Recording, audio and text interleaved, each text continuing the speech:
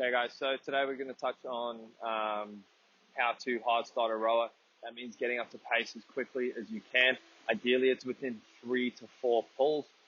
There's a couple little nuances to this. So first things first, we want these straps relatively loose so that we can just slide the foot in and out, but it's enough that it's going to keep us in the rower.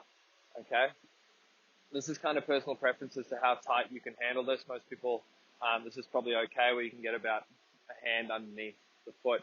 You can go a little tighter, just depends on how easily you can get out.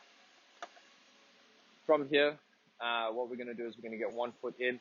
We're going to start pulling quickly to get it moving, and then we'll go into those full strokes with both feet in. So what it looks like, I'm going to go, make sure that's set. I'm going to go foot in, 1, 2, 3, and I'm up to pace and ready to go.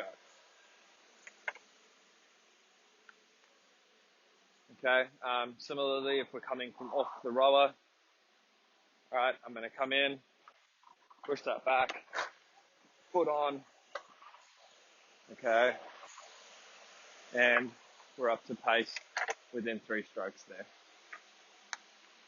Really important skill to have for when we do workouts such as 20.1, where you're going in and out of the rower lots of times, or some of those workouts where you've got to sprint the rower pretty hard.